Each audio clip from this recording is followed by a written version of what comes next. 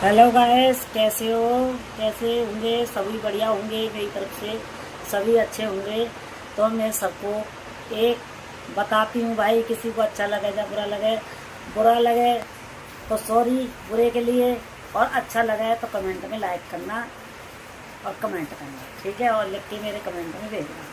तो मैं एक बनाती हूँ, अपना ब्लॉग तैयार करती हूँ, ठीक है? ब्लॉग क्या मैं समझाती हूँ, किसी की समझ में आती हो तो समझदार तो मेरे से भी अच्छे अच्छे बहुत ज़्यादा हैं, पर वो ये ना कि देखो, तो मेरी कृपा आपसे यही है कि जो वृद्धा आश्रम बनना है, इन वृद्धा आश्रम को भाई क्यों इतना बढ़ावा दे रहे हो? क्योंकि हम तो नहीं हैं वृद्धा आश्रम बनवाने वाले, क्योंकि अपने बुजुर्गों की, अपने माँ बापों की, अपने माता पिता की हम सेवा नहीं कर पाते हैं, सास ससुर की सेवा नहीं कर पाते हैं, इसलिए वृद्धा आश्रम बनना है, ठीक है? और एक माँ के दो बेटे हों या एक बेटा हो या चार बेटा हो या पाँच हो, क्योंकि पहले तो 10 भी होते थे, तो वो इतने में को पाल लेते हैं। बताओ, दो माँ बाप इतने बच्चों को पाल लेते हैं और उनको पढ़ाते लिखाते हैं, उनको खाना भी बनाती हैं। पहले 5-5 किलो आटे का रोटी बनती थी, माताएँ बनाती थी, सब्जी बनाती थी, दोनों टाइम बनती थी। अब तो फ्रिज चले गए तो एक टाइम बना लो, दोनों टाइम खा लो, अब का तो वो हिसाब हो गया है। और अब तो आटा लगता भी नहीं है, क्योंकि बाहर की चीज़ बहुत खाते हैं, पापे चले गए और दिन कहाँ चल रहा है। अब पहले तो कुछ भी नहीं आता था, पहले तो चाय नहीं बनती थी हमारे टाइम में तो, और छाछ चलाई और छाछ पी और बस दूध पी लिया, छाछ पी लिया, बस यही चाय थी हमारी, तो यही नाश्ता था। उसके बाद में रोटी खाना खाते थे।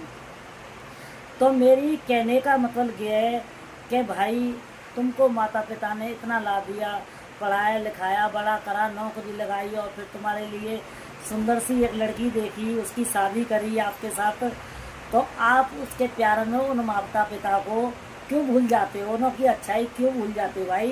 क्यों उनकी माता पिता की अच्छाई को क्यों याद नहीं रखते? एक बीवी आके आपसे अच्छा बोले, बुरा बोले कि तुम्हारी मम्मी ने ऐसे बोल दिया, पापा ने ऐसे बोल दिया, क्या आपको कोई अच्छा लगता है? माता पिता की अच्छाई सब खत्म। तो माता पिता की अच्छाई आपको तो पता है ना, बीवी को नहीं पता। तो इतना भी ध्यान मत दो, एक तरफ की मत सुनो, दोनों तरफ की सुनो। और चलो, बीवी बीवी है, आपकी नज़रों से बीवी चलेगी। आप कराओगे माता पिता की सेवा तो बीवी सेवा करेगी, आप नहीं कराओगे तो बीवी नहीं करेगी, क्योंकि आपकी नज़र से चलेगी। और बहुत सी तो खानदानी बीवी ऐसी होती है जो पीएरएम देखती हैं, वही अपने घर पे आके करती हैं, ठीक? और बहुत सी इतनी भी होती है कि पीएरएम देखती हैं, वो जब भी नहीं करती हैं, पीएरएम देखने के बाद भी। तो भाई, माता पिता को मत दुख दिया करो, क्योंकि माता पिता होते हैं तो एक फूल खिला रहता है घर में, और उसकी खुशबू महकती रहती है। और जब माता पिता नहीं होते ना, तो वो फूल भी मुरझा जाता है और खुशबू भी चली जाती है। तो घर में इतना खाली खाली लगता है कि कुछ अच्छा नहीं दिखाई देता। तो भाई, माता पिता की इन फूल को थोड़ा, इनको खुशबू के लिए संवार के रख लो, इनको थोड़ा ठंडक दो, इनको थोड़ा सही रखो। ठंडक का मतलब ये है कि इनको खुशी दो, इनके खान पीन पर ध्यान रखो, इनकी दवाई गोली पर ध्यान रखो, इनकी सेवा करो, क्योंकि इनकी छत्र छाया हो जब तक होती है ना, जब तक हम सब कुछ भूले होते हैं, और इनों के बाद में हमारा कोई नहीं दिखाई देता अपना, क्योंकि सब कुछ लुट जाता है, ऐसे समझ लो। तो माता पिता की हाथ जोड़ के प्रार्थना कर रही हैं आपसे, जिसके हैं माता पिता, सेवा करो। और वो माता पिता की मर्जी है कि जिसके 4 बेटे होते हैं, 5 होते हैं, वो किसके पास अच्छा लगता है, उनको कहाँ अच्छा नहीं लगता। चलो मानते हैं उनको वहाँ अच्छा लगता है सोना बैठना, क्योंकि मेरी सासू माँ हैं, मैंने उनसे कई बार बोल दी। मेरे ससुर ख़त्म हुए तो मैंने जब भी बोली थी, मम्मी जहाँ तुम्हारा मन करे तुम वहाँ रहो। पर वो थोड़ा, अब क्या कह सकती हूँ मैं, नहीं इसमें तो बोल सकती, क्योंकि उनको पहले मैं अच्छी लगती थी। सब गवाह है आज के टाइम में, कहीं भी मैं आती जाती थी रिश्तेदारी में, सब्जी के लिए, दूध के लिए, सब जगह मेरे साथ जाती थी। और अब मैं नहीं कह सकती कि छोटी छोटी बहुओं को आने से उनको कितनी कमियां मेरे अंदर लगने लगी हैं, या वो मेरे अंदर कमी मानती हैं कि जब मेरे बच्चे बड़े हो रहे हैं इस वजह से मेरे से थोड़ा दूर हटती हैं। अब इस बात को वो जाने, मैं नहीं जान सकती, क्योंकि मैंने अपने उसमें, जब वो छोटी छोटी बहू नहीं थी, जब तक मैंने सास को छोड़ा नहीं है, साथ नहीं छोड़ा मैंने सास का। आज भी मेरी सास गवाह है इस चीज़ है कि कोई पूछ सकता है मैंने छोड़ा है नहीं छोड़ा। और मैं कभी मुँह से कह के अलग नहीं हुई कि मुझे न्यारी कर दो, मैं न्यारी नहीं हुई। मेरे ससुर ने एक बात पे न्यारी करी थी मैं, कि जब मेरे घर वाले गाड़ी चलाते तो अंडे खाते थे, वो भगत जी थे। वो कहते तेरा पति अंडे खाता है, तू अपना अलग कर खा। और उनका मेरा न्यारा करने का मतलब क्या था, अपनी खाना अलग बना, अपना खाना ऊपर कर, और फिर उसके बाद में नीचे आके मेरा सारा काम कर। महात्मा आ जाते थे तो वो आवाज़ लगाते थे, अरे आइयो चाय बनाइयो, इन्हों की चाय बना के देते थे, मैं करके आती थी। और जब मेरे भाई बच्चे बड़े बड़े हो गए, ज़्यादा मेरा काम बढ़ गया, तो उस हिसाब से मैं नहीं जा पाई। पर मैंने सासू माता का पनी का साथ कभी नहीं छोड़ा।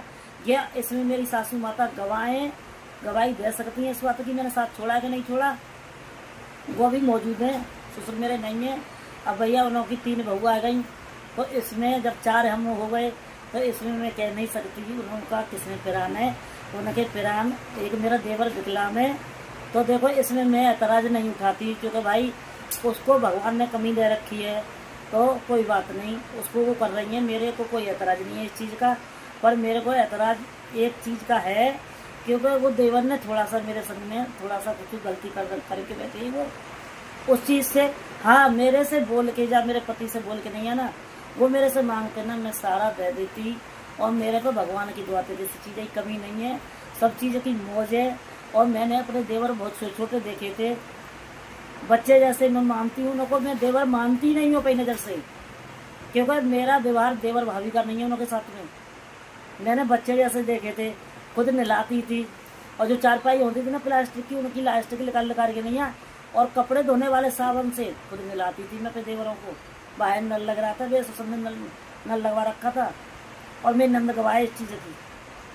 और मेरी नंद ना छोटी भाई थकी थी, कपड़े पीटते थे, उससे पिटाई को लगाती थी उनकी, क्योंकि वो पार्क जाते थे कपड़े गंदे कर लाते थे बहुत ज़्यादा।